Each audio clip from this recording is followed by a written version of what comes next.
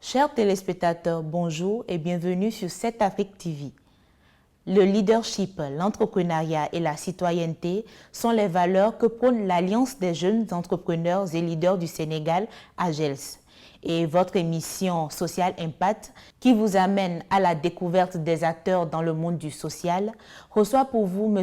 Amadou Wade. Il est le président fondateur de l'AGELS. Monsieur Wade, bonjour. Bonjour Laura. Bienvenue sur ce plateau. Merci beaucoup. Merci beaucoup. Alors, présentez-nous l'AGELS. Avant tout, je me présente, c'est Amadou Wade, président fondateur de l'AGELS. Donc AGELS, c'est l'Alliance des jeunes entrepreneurs et leaders du Sénégal, AGLS, une structure de jeunes engagés pour le développement du pays à travers trois concepts, le leadership, l'entrepreneuriat et la citoyenneté. Donc AGELS a été créé de manière officieuse le 25 septembre 2018 et lancé officiellement au Radisson Blu le 16 décembre 2018 avec comme thème la jeunesse au cœur du développement. D'accord. Et qu'est-ce qui vous a poussé à mettre en place cette organisation? Bon, avant tout, quand j'étais petit, les écoles où je suis passé, j'étais le président soit du gouvernement, soit des clubs d'excellence ou des clubs d'économie et de gestion. D'ailleurs, là où j'ai eu mon baccalauréat en CRG, le collège juge Kebambay, j'ai le président du club d'économie et de gestion. Donc, à ma première année à l'UCAO Saint-Michel, j'ai participé au bureau des étudiants. À ma deuxième année, j'ai été le chargé des finances et à ma troisième année, j'ai été le président du club agriculture.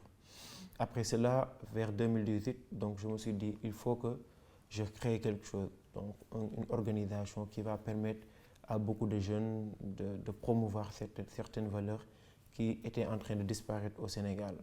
Et donc, on a lancé un concept, c'est-à-dire on va lancer une organisation citoyenne apolitique. Et là, je me suis regroupé avec deux amis, c'était Mohamed et Hassan Yad. Donc, on a trouvé l'Alliance des jeunes entrepreneurs du Sénégal, donc AGELS, et on a osé regrouper trois concepts qui sont difficiles à gérer, le leadership, l'entrepreneuriat et la citoyenneté. Donc, on a vu qu'un pays ne peut pas se développer sans un engagement citoyen. C'est pourquoi on est en train de promouvoir la citoyenneté. Mais aussi l'entrepreneuriat. On s'est dit qu'en Afrique, il faut développer le secteur entrepreneurial et pousser les jeunes à aller vers le secteur formel, mais aussi le leadership. C'est-à-dire qu'il faut que nous soyons des leaders et que nous prenions nos responsabilités afin de sortir notre pays du sous-développement. C'est pour cela qu'on a lancé l'AGELS et regroupé le leadership, l'entrepreneuriat et la citoyenneté. Et dans le volet de la citoyenneté, il y a le patriotisme, l'intégrité et le social aussi. D'accord. Et quelles sont concrètement les activités que vous menez? Donc, on mène beaucoup d'activités sur le plan du leadership, sur le plan de l'entrepreneuriat et la citoyenneté. Comme je vous l'ai dit tout à l'heure, le 16 décembre, on a lancé officiellement l'AGELS au Radisson. Et le 8 mars, on a organisé une remise de dons à la prison de Camp Pénal. Le 9 mars, on a organisé une conférence sur le leadership féminin au cœur du développement. C'était au CICES avec Mme Amissar Fall. Après, on a organisé une journée de nettoyage au stade Léopold Sédar Senghor. C'était pour sensibiliser la population par rapport à l'insalubrité au Sénégal. Le 22 avril, la journée nationale des talibés, on a pris beaucoup de dates qu'on a donné des dons et les amener aussi au parc zoologique de Hann pour sensibiliser la population par rapport à la marginalisation des enfants talibés. Et beaucoup de séminaires sur le développement personnel, sur l'entrepreneuriat, sur le web marketing.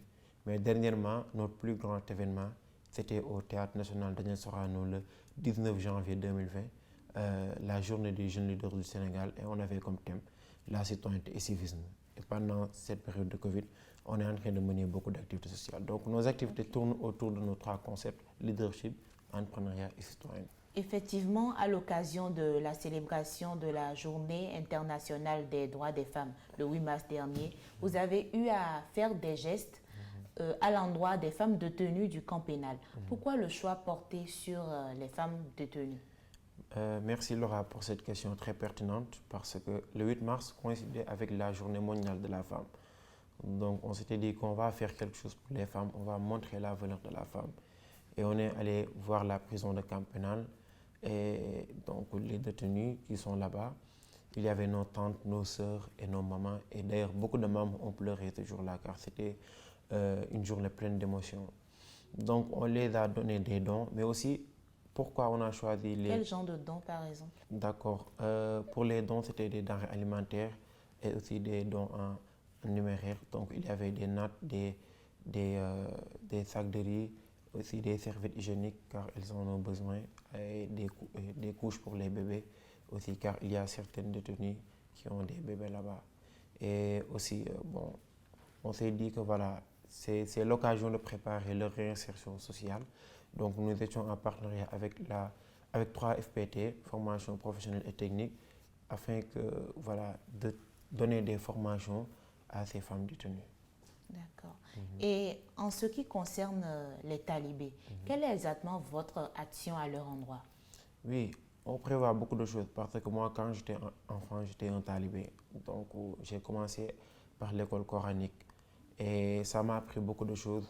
Et je me suis dit qu'avec la GELS, on doit faire beaucoup de choses pour les talibés. Maintenant, le problème c'est qu'on ne peut pas tout faire car on n'a pas les moyens de couvrir tous les talibés du Sénégal.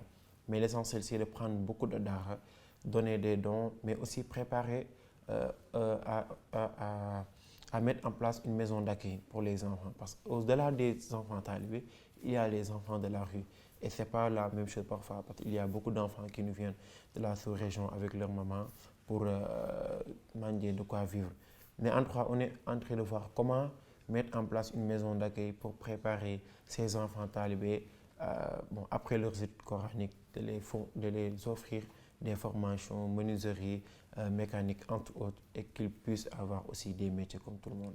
Mais prévoir un centre d'accueil pour les enfants talibés, est-ce qu'il ne vous arrive pas d'entrer un peu en conflit avec les chefs religieux sur ce plan-là et Oui, les diverses familles? effectivement, comme j'ai l'habitude de le dire au Sénégal, on a parfois on a des difficultés parce qu'il y a les communautés religieuses, mais aussi il y a les discriminations ethniques et raciales. Parfois, c'est compliqué de faire certaines actions. Mais on est en train de voir comment, parce que beaucoup de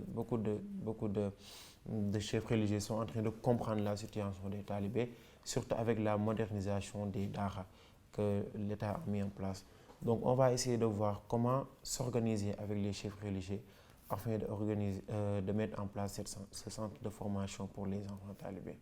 Depuis le samedi 22 août dernier, vous avez entamé une campagne de sensibilisation sur la COVID-19. Comment se déroule cette campagne-là? Oui, pour la COVID-19, comme je vous l'ai dit tantôt, on a eu à faire beaucoup de choses, comme les activités sociales envers les pouponnières de Mbour, de Nianing, envers une maison d'accueil la Liane de Saint-Louis, mais aussi donner des denrées alimentaires aux DAR et à certaines familles démunies. Après la Tabaski, on s'est dit on va attaquer, c'est-à-dire il y avait un certain relâchement de la part des Sénégalais, surtout la jeunesse. Donc beaucoup de jeunes ne portent pas leur masque, ne respectent pas les mesures barrières. Donc on s'est dit qu'on va essayer de porter le combat afin d'aider le corps médical. Donc on a choisi 40 communes, les 40 communes de la région de Dakar, Pikine, Guédiawaye, Rufisque et Centre-Ville, pour essayer de voir comment sensibiliser la population. Donc on est en train de distribuer des masques, des gels antiseptiques, entre autres, et de prévenir la population des dangers que peuvent causer la COVID-19, surtout sur le plan économique et social. Donc pour le moment, on a eu à faire 10 communes, donc il nous reste 30 communes à faire d'ici le samedi 29. Et d'où vous proviennent les sources de financement pour ces divers projets-là? Effectivement, donc de notre côté, il y a les participations des membres, déjà des membres qui se cotisent, parce qu'au sein de la GELS, il y a les membres du bureau, il y a les membres du comité exécutif et il y a les membres simples, c'est-à-dire les membres qui n'ont pas de poste. Donc les cotisations diffèrent en fonction des postes. Donc le président donne une participation symbolique, les autres membres du comité exécutif, mais aussi les membres simples. Après cela, il y a aussi le ministère de la Santé qui est concerné par le programme, donc qui nous a donné des matériels, mais aussi le ministre de la Jeunesse qui nous a alloué une somme pour la réponse contre la COVID-19. D'accord. Et y a-t-il des organisations internationales ou des ONG qui vous viennent également en aide? Effectivement, bon, récemment, on a signé un partenariat avec Respeco, donc c'est une organisation qui lutte pour les droits de la femme et qui est aussi en partenariat avec le Haut Commissariat des Nations Unies. Mais aussi, il y a les ministères qui sont là, parfois on a des activités, on les sollicite, mais aussi il y a d'autres associations qui sont là et qui sont des partenaires, comme CNV Association de mon ami René Edouard, mais aussi comme United Project de mon frère Ibrahim Ali. Donc, beaucoup d'associations aujourd'hui, on est en train de travailler avec eux pour voir comment organiser des activités communes qui vont impacter par rapport au développement communautaire. D'accord. Et en dépit de ces aides-là, de financement, de soutien que vous avez, quelles sont les difficultés que vous rencontrez en tant qu'association?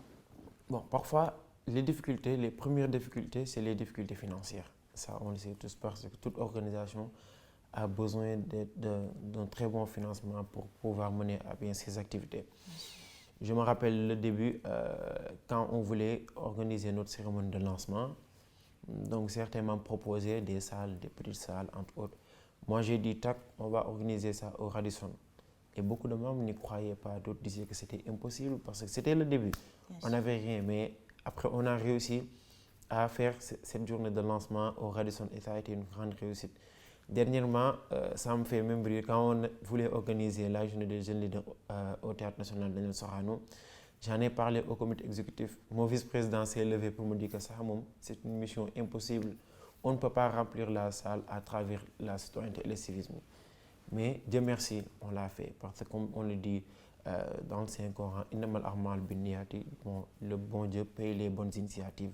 Donc nous sommes des jeunes et je pense qu'avec notre énergie et notre savoir-faire, on peut tout réaliser. Maintenant, certaines difficultés parfois peuvent poser des blocages, mais comme j'ai l'habitude de le dire, aujourd'hui, quand on a du succès, ce n'est pas éternel. Quand on échoue, ce n'est pas fatal. Donc c'est le courage de continuer qui compte. Et à chaque fois, on essaye déjà de nous motiver nous-mêmes, mais aussi d'avoir une sorte de motivation de la part des autres qui nous encouragent de gauche à droite. En tout cas, on essaie de faire de notre mieux pour réaliser ou bien pour faire quelque chose pour notre pays. D'accord. Et quelles sont les ambitions de l'AGELS à long terme? Oui, c'est-à-dire d'être une force motrice, une force de proposition et aussi une certaine reconnaissance de l'État du Sénégal, mais aussi des autres organisations qui sont à l'extérieur. Mais AGELS va être une structure pour aider les jeunes par rapport à l'entrepreneuriat, financer certains jeunes. Ça, c'est notre ambition première, c'est-à-dire aider les jeunes à entreprendre sur le plan de l'agriculture, de l'élevage et sur le plan du digital aussi, car on a vu que c'est un secteur qui doit être développé surtout au Sénégal. Mais on a beaucoup d'autres projets pour les jeunes. Et à l'avenir, on va se positionner pour faire partie des dirigeants de ce pays, Inch'Allah. D'accord. AGELS, le gouvernement de la jeunesse, c'est votre slogan. Pourquoi ce concept de gouvernement, encore qu'il ne s'agit pas de politique? Effectivement.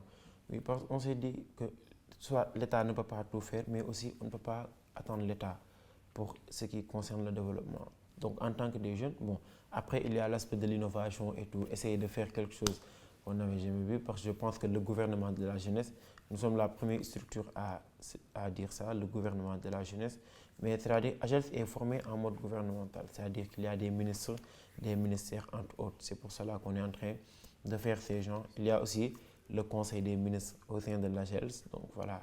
Nous sommes des jeunes engagés et nous essayons d'innover, c'est pour cela qu'on s'appelle le gouvernement de la jeunesse, mais nos actions aussi sont conformes avec ce que nous disons, le leadership, l'entrepreneuriat et la citoyenneté, ce sont des actions gouvernementales. Pour nos téléspectateurs qui souhaiteraient adhérer à l'AGELS ou apporter une aide d'une manière ou d'une autre, comment faire pour vous contacter? D'accord, pour nous contacter, il suffit, ou bien pour adhérer, il suffit de prendre le numéro du secrétaire général, M. Ibrahim Khalilai Mbodj, qui est un ami, qui est un frère, donc au 78 437 65 74 78 437 65 74, c'est le numéro du secrétaire général, M. Ibrahim Khalilai Mbodj.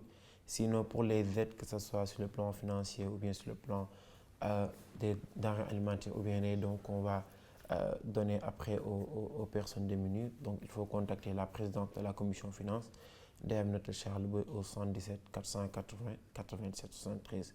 Donc ce sont les deux numéros que nous donnons aujourd'hui sur le plan financier et aussi sur le plan des adhésions. D'accord. Merci à vous, M. Ouad, d'avoir répondu présent à l'invitation de Cette Afrique. Merci Je rappelle que vous êtes le président fondateur de l'Alliance des jeunes entrepreneurs et leaders du Sénégal. Mesdames et messieurs, c'est la fin de cette émission. Merci de nous avoir suivis. Restez fidèles à nos programmes sur 7 Afrique TV. Portez-vous bien.